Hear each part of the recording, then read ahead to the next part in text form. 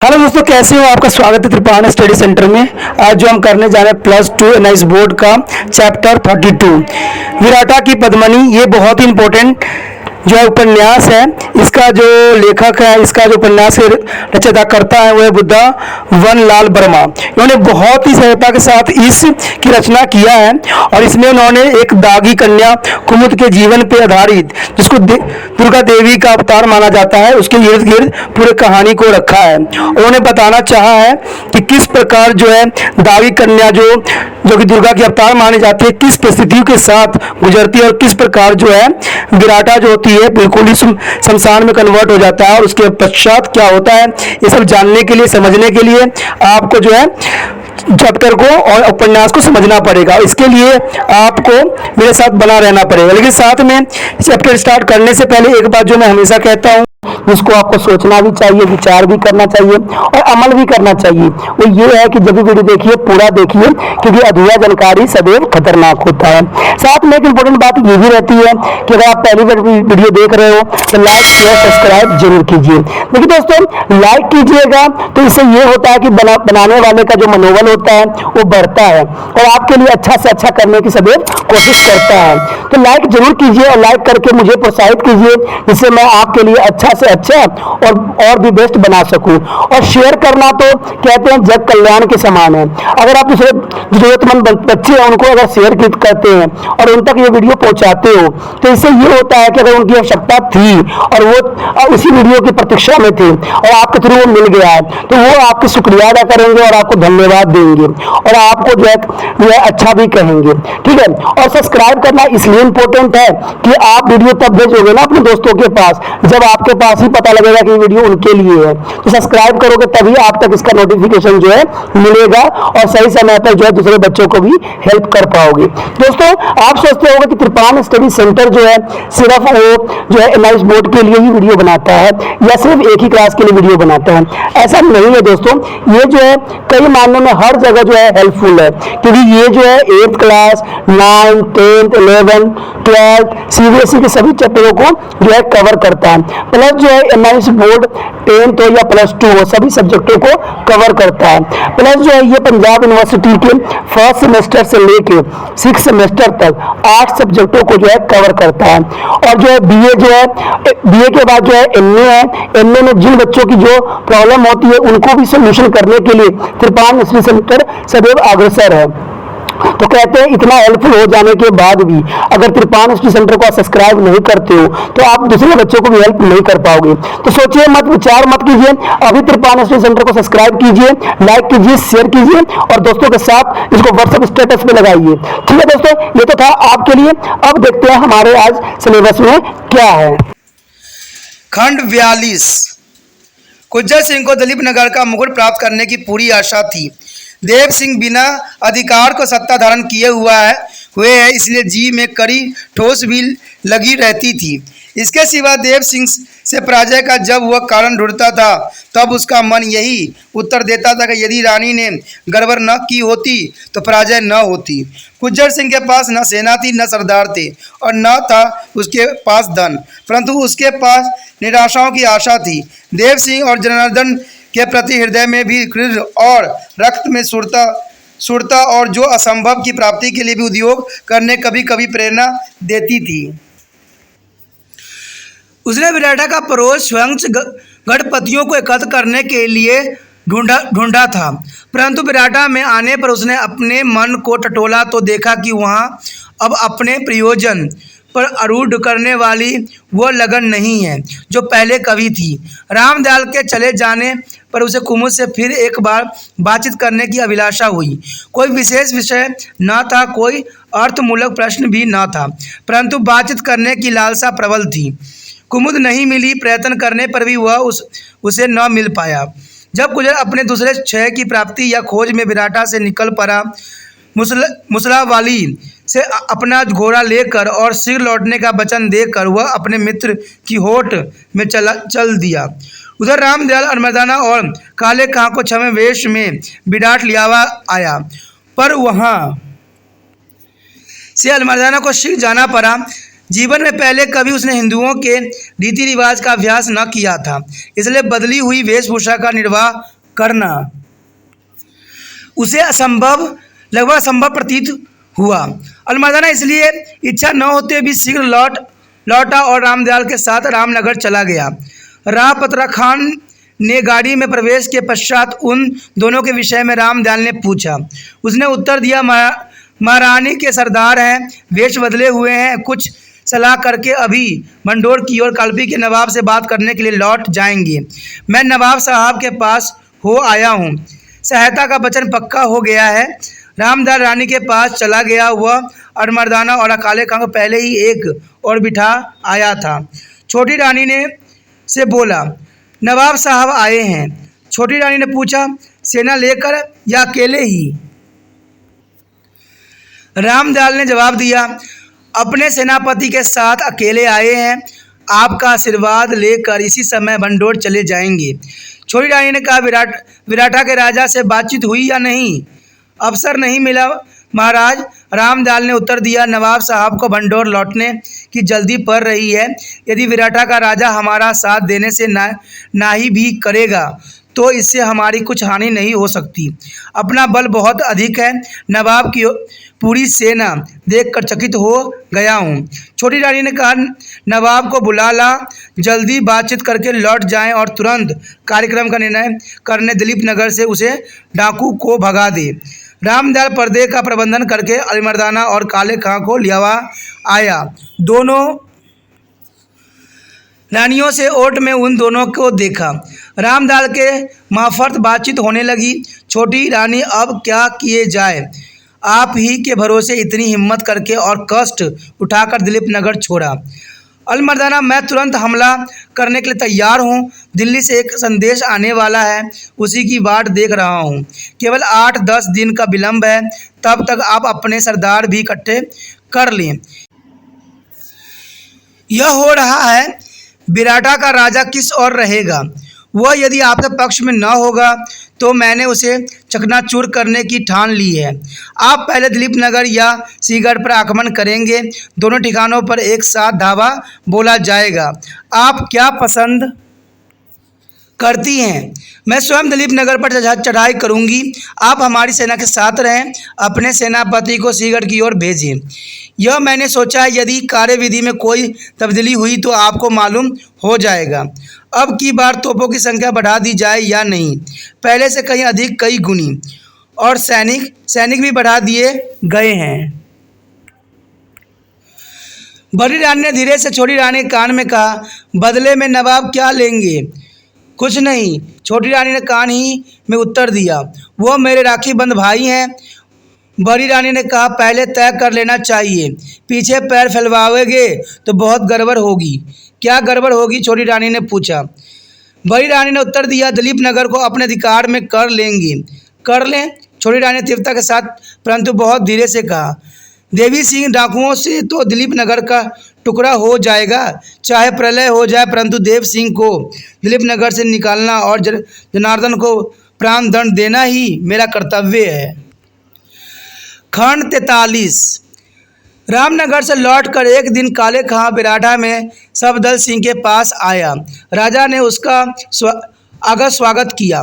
जितनी देर वह ठहरा राजा देव सिंह के विरुद्ध बातें करता रहा, परंतु ज़्यादा समय तक अपने आने का तात्पर्य नहीं बताया। सफदर सिंह ने सोचा कि युद्ध का समय है, गुज्जर सिंह की सहायता का वचन नहीं तो भरोसा दे ही दिया है। नवाब भी शायद उसका पक्षपाती हो। कालम्पी के साथ विराटा का करीब करीब माता हाथी का संबंध था, इसलिए स्पष्ट कथन की जरूरत सफदर सिंह ने नहीं समझी। काले खां से जाने से के पहले वह बोला, हमारे पास आदमी रामनगर के राव साहब से अधिक नहीं है, परंतु हृदय हमारा वैसा लोभी नहीं है। नवाब साहब के लिए हम लोग अपना सिर देने के लिए भी तैयार हैं। यह तो अच्छी ही है, काले खां ने कहा। जिस समय जरूरत पड़ेगी आपसे देवी सिंह को जो है ललकारने के लिए कहा जाएगा। सफदर सिंह ने नम्र होकर पूछा, मेरे लायक और कुछ आज्ञा हो कहिए। काले खां ने एक एक शब्द तौल कर कहा, आपके यहाँ देवी जी के मंदिर में पार्लर से एक लड़की भाग कर आई है। काले खान रुक गया। सफदर सिंह ने भयभीत होकर प्रश्न किया, क्या उस बेचारी से कोई अपराध हो गया है? देखने में तो बड़ी भोली भाली दीन कन्या है। काले खान ने नम्रता का आवरण दूर फेंक कर कहा, उसके सौभाग्य में रानी बनना है। नवाब साहब को उसके सौंदर्य के मारे खाना पीना हराम हो गया है। सफदर सिंह का कलेजा टूक टूक करने लगा। कोई शब्द मुंह से न निकला। काले खान ने उसी स्वर में कहा, आपके लिए कोई संकट की समस्या नहीं है। आपके धर्म पर कोई हस्तक्षेप नहीं किया जा रहा है। नवाब साहब, आप लोगों की मूर्ति पूजन और लाखों देवी देवताओं के पूजन में कभी खलल नहीं डालते हैं। वो लड़की आपके गांव की भी नहीं है। आपको कुछ करना नहीं होगा, हम सब ठीक ठाक कर लेंगे। यह हम कुरान शरीफ की कसम पर आपको यकीन दिलाते हैं कि आपके मंदिर या देवता का किसी तरह का अपमान न किया जाएगा और वह लड़की नवाब साहब के महल में रहते हुए भी शौक से अपनी पूजा पात्री करती रह सकती है। सफदर सिंह बोला, मैं इसमें अपने लिए बड़ी भारी आफत देख रहा हूँ। उस लड़की को लोग देवी का अवतार मानते हैं और वह मेरी जाति की है। क्या करूं, कुछ समझ में नहीं आता है। काले खान ने कहा, आपको कुछ करने की ज़रूरत नहीं है। आप चुपचाप अपने घर में बैठे रहिए। हम दोनों आदमी यानी मैं और नवाब साहब उसे एक दिन चुपके से आकर लिवा जाएंगी। वह हंसती खेलती यहाँ से चली जाएगी। ऐसा हो जाने में आपको फ़ायदा है। लड़ाई में आपको आदमी या रुपया पैसा न देना पड़ेगा और मौका आने पर आपके पुराने दुश्मन रामनगर के राव को नष्ट करके वह गड़ी भी आपको दिला दिया जाएगा। सफदर सिंह ने कहा, हमें थोड़ा सा समय दीजिए। भाई बंधुओं से बात करके बहुत शीघ्र कहला भेजूंगा। यदि उस लड़की को आपने कहीं छिपा दिया या भाग जाने दिया तो अंत में जो कुछ होगा उसका दोष मेरे माथे न दीजिएगा। काले का यह धमकी देखकर चला गया। सफदर सिंह बहुत खिन्नमन होकर एक कोने में बैठकर सोच विचार में डूबता उतरता रहता। उसने उसी दिन लोगों के साथ बातचीत की। नरपति सिंह बहुत उत्तेजित और भयभीत था। आशा, विश्वास और सौगंध दिलाकर उसे कुछ शांत किया, परंतु इस नाराजगी के निश्चय का किसी का पता न लगा। केवल यह देखा गया कि गाड़ी की मरम्मत शीघ्रता के साथ हो रही है और तोप मौके के स्थानों पर लगाई जा रही है। खंड 44। जनार्दन के प्रयत्नों से हकीम आगा हैदर को दिल्ली की दूरी बहुत कम अखड़ी। वह खुशी खुशी जल्दी लौट भी आया। उसे अपनी सफलता पर गर्व था। उसे जनार्दन को दिल्ली के प्रधानमंत्री की चिट्ठी दी जिसमें लिखा था कि आप और कलापी का नवाब अली मर्दाना बादशाह की दो आंखें हैं। किसी को भी कष्ट होने से उन्हें दुख होगा। अलबत्ता इस समय नवाब अली मर्दाना की दिल्ली में बहुत ज़रूरत है, इसलिए वह फ़ौरन दिल्ली बुलाए जाने वाले हैं। जनार्दन ने बड़े हर्ष के साथ वह चिट्ठी राजा देव सिंह को सुनाई, पर उन्हें कोई हर्ष नहीं हुआ। बोले, यह सब पाखंड मुझे धोखे में नहीं डाल सकता। पहले मारे सो ठाकुर, पीछे मरे सो फिसड्डी।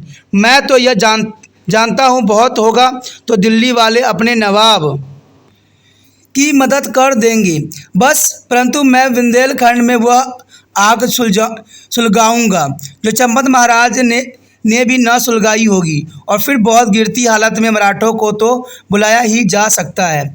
मैं नाहक युद्ध करने में पक्ष में नहीं हूँ।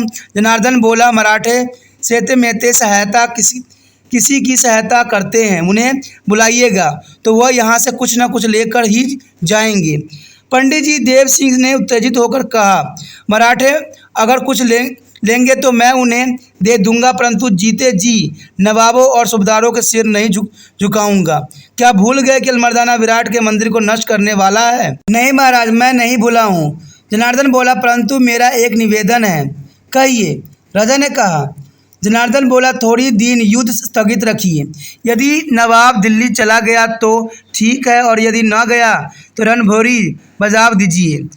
राजा बोले, मैं ठहरा हूँ, युद्ध न करूँगा, परंतु तैयारी में कोई कसर नहीं लगाऊंगा।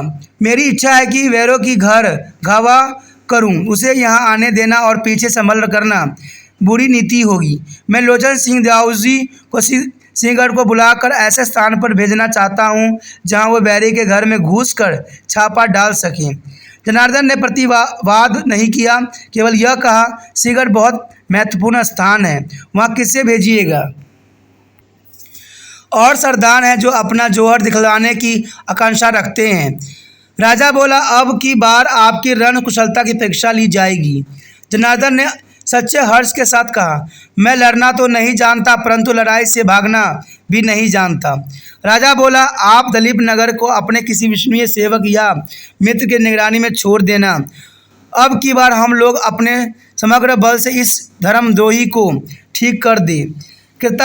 कृतज्ञ सूचक स्वर में जनार्दन बोला, मेरा शरीर यदि अन्नदाता की सेवा में काम आए तो इससे बढ़कर और किसी बात में मुझे सुख नहीं होगा।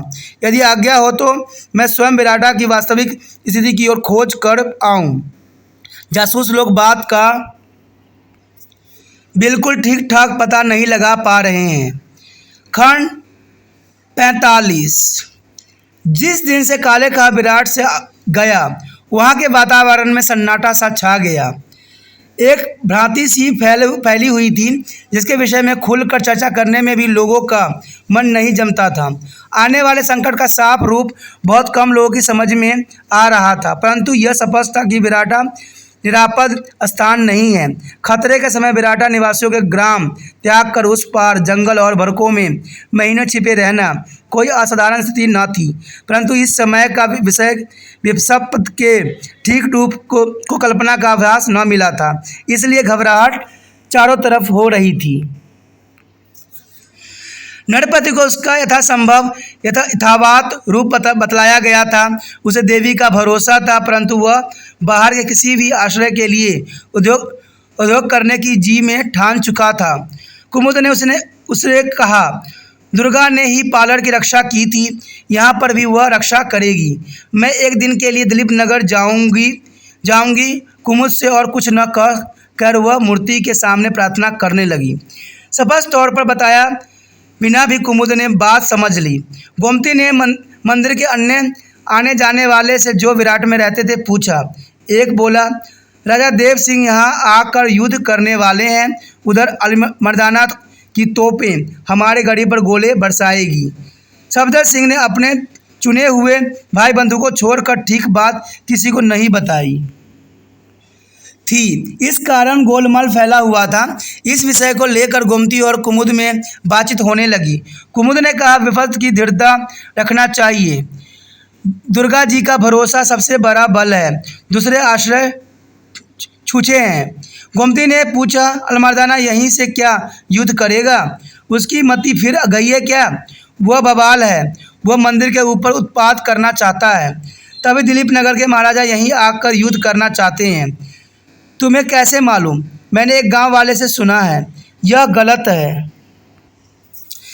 मेरी प्रार्थना स्वीकार कीजिए। ठीक बात क्या है मैं जानना चाहती हूँ। जो कुछ समझो बनेगा मैं करूँगी। कुमुद ने आकाश की ओर नेत्र करके उत्तर दिया। एक बादल उठने लगा है, मंदिर के ऊपर उत्सव वर्षा होगी। इतने में नरपति प्रार्थना करके उनके पास आ पहुँचा। बोला, इस समय देवी को भक्तों से सबसे अधिक प्रबल राजा देव सिंह जान पड़ते हैं। उन्हें दुर्गा का अवश्य आदेश सुनाने के लिए जा रहा हूँ। अब की बार उन्हें सर्वस्व का बलिदान करके दुष्टों का दमन करना होगा। यह आपसे किसने कहा कि आप राजा देव सिंह के पास इस याचना के लिए जाएं? कुमुद ने सिर ऊंचा करके प्रश्न किया।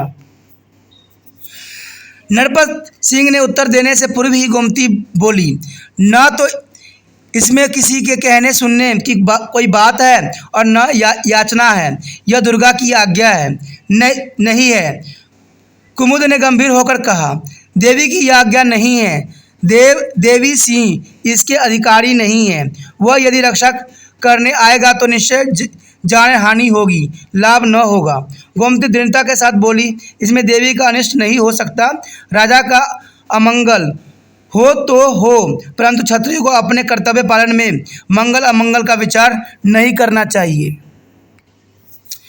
उसे प्रयत्न करने पर से सरोकार है। आप काकाजू राजा के पास अवश्य जाएं, उन्हें लिवा आए और उन्हें कहें कि यहाँ गोमती अपने आवेश के दृढ़ वेग के कारण स्वयं रुक गई। कुमुद की क्षणिक उत्तेजना शांत हो गई। बहुत मीठी स्वर में बोली, गोमती तुम्हें व्यर्थ ही कष्ट झेलना पड़ रहा है। मैं नवाब की आंखों में मार डालने योग्य भले ही समझी जाऊं, क्योंकि दुर्गा की पूजा करती हूं, परंतु तुमने किसी का क्या बिगाड़ा है? तुम क्यों यहाँ बन के कलशों के नहाकर भुगत रही हो? मेरी एक समिति है। क्या आदेश है? गोमती ने भोलेपन के साथ परंतु कांपते हुए स्वर में पूछा। तुम दिलीप नगर के राजा के पास चली जाओ। क्यों? क्षीण स्वर में गोमती ने प्रश्न किया। कुमुद ने उत्तर दिया, तुम रानी हो, वह राजा है।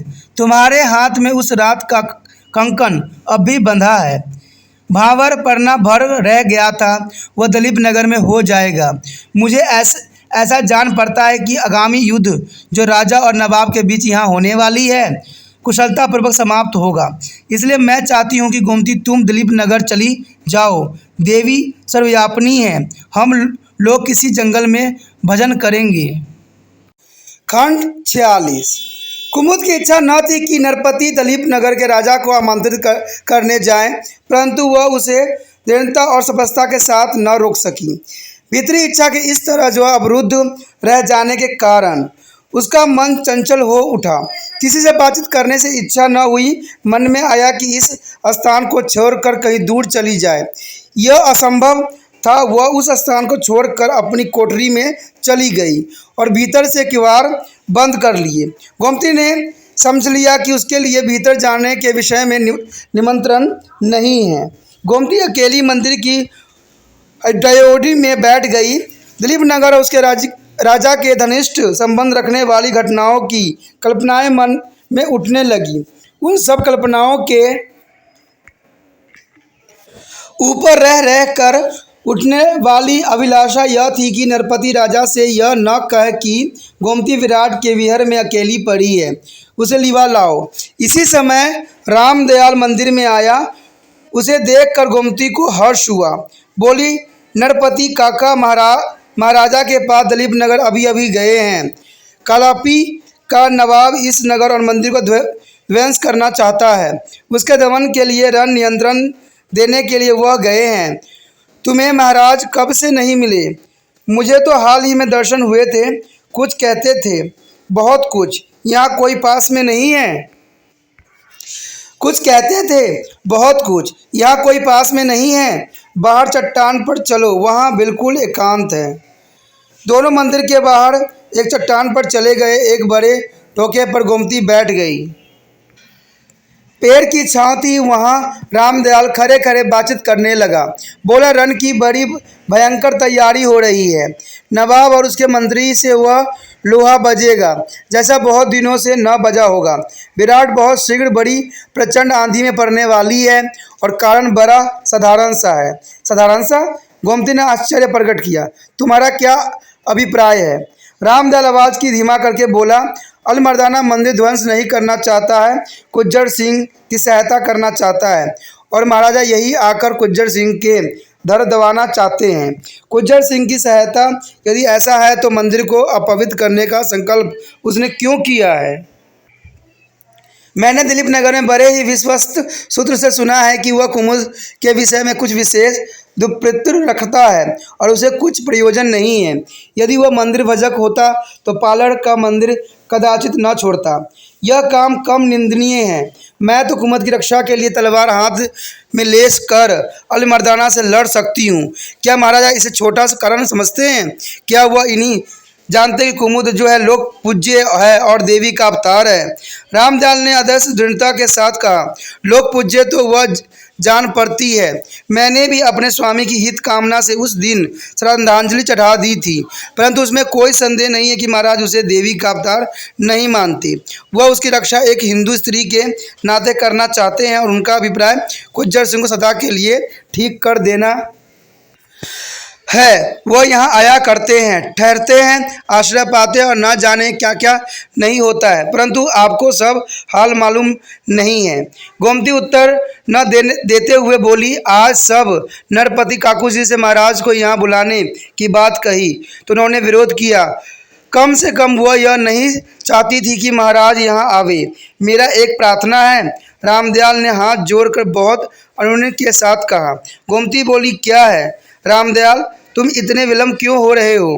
रामदयाल ने कांपते हुए स्वर में उत्तर दिया, सरकार अब यहाँ न रहें? क्यों? गोमती ने पूछा। रामदयाल ने कहा, कुज्जर सिंह यहाँ आकर अड्डा बनवाएगा, वह नवाब के न्योता देकर आग बरसाएगा। महाराज का आना अवश्य होगा। कुज्जर सिंह और नवाब से उनकी लड़ाई होगी। आपका यहाँ क्या होगा? परंतु मैं दिलीप नगर नहीं जा सकती। खंड 47। नरपति सिंह यथा समय दिलीप नगर पहुँच गया। विराट के राजा की चिट्ठी जनार्दन शर्मा के हाथ में रख दी गई। नवाब के पड़ोस में ही दिलीप नगर के राजा की सहायता चाहने वाले व्यक्ति के पत्र पर उसे उत्साह मिला। उसने सोचा, यदि सफदर सिंह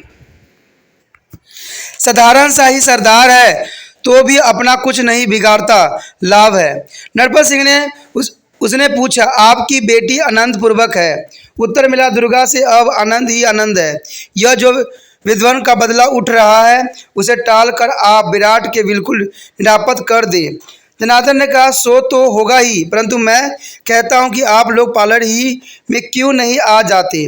पालर अरोक्ष राज्य में है और हमारे बहू के पास है। यह समय बड़ा संकटमय है।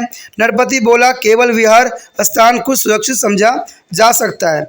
जब युद्ध समाप्त हो जाएगा तब निसंदेह हम लोग पालर लौटने के लिए विषय में सोच सकते हैं।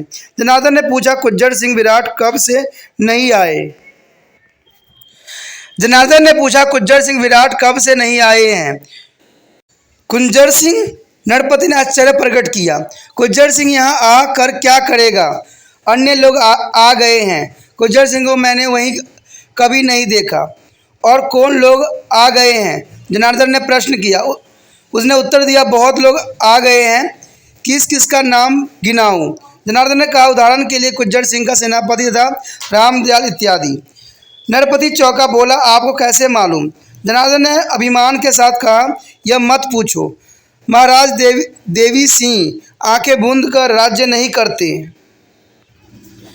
यह ठीक है, नरपति बोला, परंतु देवी के मंदिर में किसी के आने की रोक टोक नहीं है। यदि किसी ने आपको कुछ और बनाकर बतलाया है तो झूठ है। जनार्दन ने कहा, आपकी चिट्ठी महाराज की सेवा में थोड़ी देर में पेश कर दी जाएगी। पालर घटना के कारण ही हम लोग कलम्पी के नवाब के विरुद्ध हैं और वह विराटा के मंदिर को विध्वंस करने के लिए कुछ प्रयत्न करने वाला है, परंतु हमारे लक्ष्य कुज्जर सिंह अधिक है। उन्होंने तमाम बखेरा खड़ा कर रखा है। रानियां भी तो उनका साथ देगी। आजकल रामनगर में है ना? नरपति को यह बात न मालूम थी। आश्चर्य के साथ बोला, यह सब हम क्या जाने? जनार्दन ने यह क्षण विचार करके कहा, हमारी सेना आप लोगों की सहायता के लिए जाएगी। आप अपने राजा के आश्वासन दे दें। हम महाराजा की मुहर लगी चिट्ठी आपको देंगे। कब तक हमारी सेना आपके यहाँ पहुँचेगी यह कुछ समय पश्चात मालूम हो जाएगा। जनार्दन की इच्छा न थी कि नरपति उसे अपनी पूरी बात सुनाए बिना राजा से मिले, परंतु नरपति के हट के सामने जनार्दन की न चली। राजा से साक्षात्कार हुआ। राजा को आश्चर्य था कि मेरे निज के सुख में संबंध रखने वाले ऐसी कौन सी कथा कहेगा। नरपति ने कहा, उस दिन पालर में प्रलय हो गया होता यदि महाराज ने रक्षा न की होती। किस दिन? राजा ने विशेष रुचि प्रकट न करते हुए पूछा। नरपति बोला, उस दिन जब पालर की लहरों पर देवी की मौज लहरा रही थी और मुसलमान लोग उन लहरों को छोड़ना चाहते थे। राजा ने जरा अरुचि के साथ कहा, आप जो बात कहना चाहते हो स्पष्ट कहिए। नरपति ने हाथ बांधकर कहा, उस दिन जिस दिन पालन में बारात आई थी, उस दिन जिस दिन स्वर्गवासी महाराज को देवी की रक्षा के लिए अपनी रोग्य साप छोड़नी पड़ी, जब बड़े गांव से आकर श्रीमान ने हम सब लोगों के स्नार्थ किया था।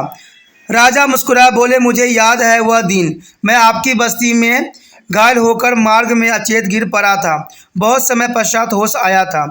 राजा यह कहकर नरपति के मन की बात जानने के लिए उसकी आंखों में अपनी दृष्टि गड़ाने लगे।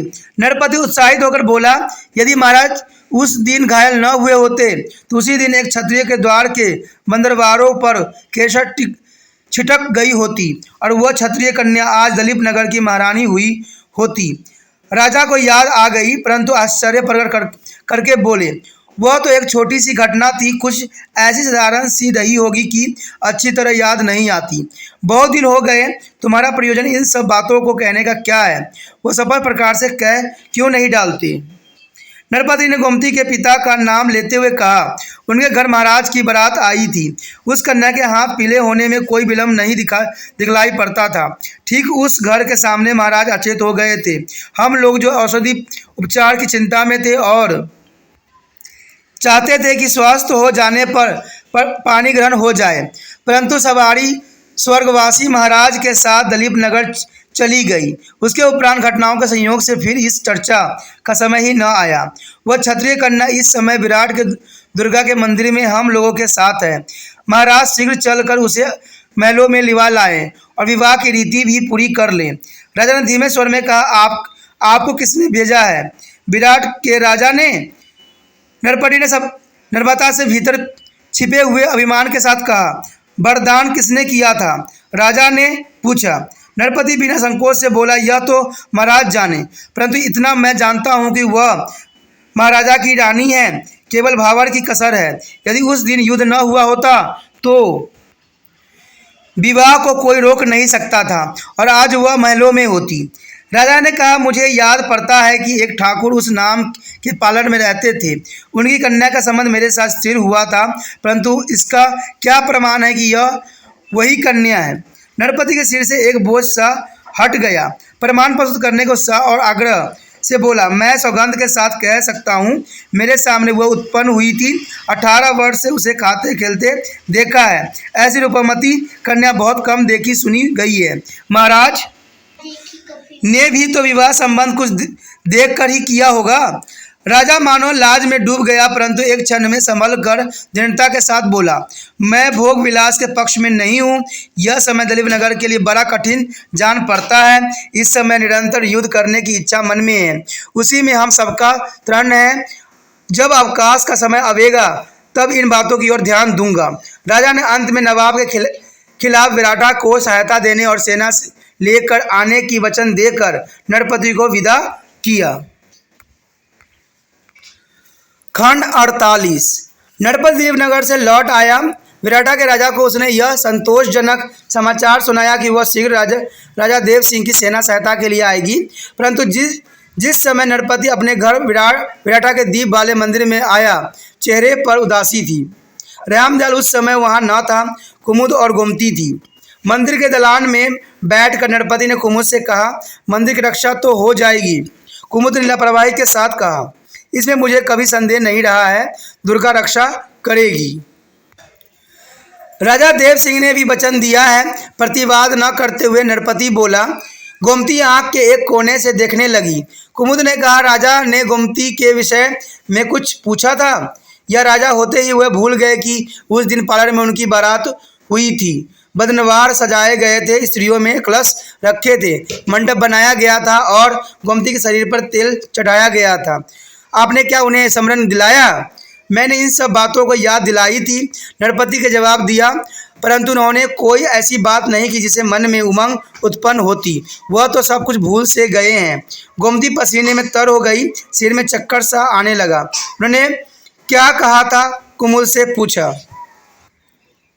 नरपति ने उत्तर दिया, राजकाज की उलझनों में स्मरण नहीं रह सकता। यदि वह आने चाहे और वही हो जिसके साथ पार्लर में संबंध होने वाला था, तो कोई रोक टोक न की जाएगी। मैं स्वयं न आ सकूंगा। सेना लेकर जब विराटा की रक्षा के लिए आऊँगा तब जैसा कुछ उचित समझा जाएगा करूँगा। गोमती चीख उठी। नरपति ने देखा पसीने में डूब सी गई और शायद अचेत हो गई। पंखा ढूंढने के लिए अपनी कोठरी में चला गया। कुमुद ने गोमती के धीरे से अपनी गोद की ओर खींचा। वह अचेत न थी, परंतु उसके मन और शरीर को भारी कष्ट हो रहा था। कुमुद का जी पिघल उठा। बोली, गोमती इतनी सी बात से ऐसी घबराई गई? इतनी अधीर मत हो। न मालूम महाराज ने क्या कहा है और काकाजू ने क्या समझा है। वह सेना लेकर थोड़ी दिनों में यहाँ आ ही रहे हैं। यहाँ सब बात यथावत प्रकट हो जाएगी। मुझे आशा है राजा तुम्हें अपनाएंगे। गोमती चुप रही। कुमुद एक क्षण सोचकर बोली, यदि हम लोगों को यहाँ से किसी दूसरे स्थान पर जाना पड़ा तो तुम अवश्य हमारे साथ रहना। हमें आशा है राजा सन्य आएंगे, परंतु यह आशा बिल्कुल नहीं है कि उसके आने तक हम लोग यहाँ ठहर रहेंगे। उनके आने की खबर मिलने के पहले नवाब अपनी सेना इस स्थान पर भेजने की चेष्टा करेगा। हम लोगों को शायद बहुत शीघ्र ही यह स्थान छोड़ना पड़ेगा।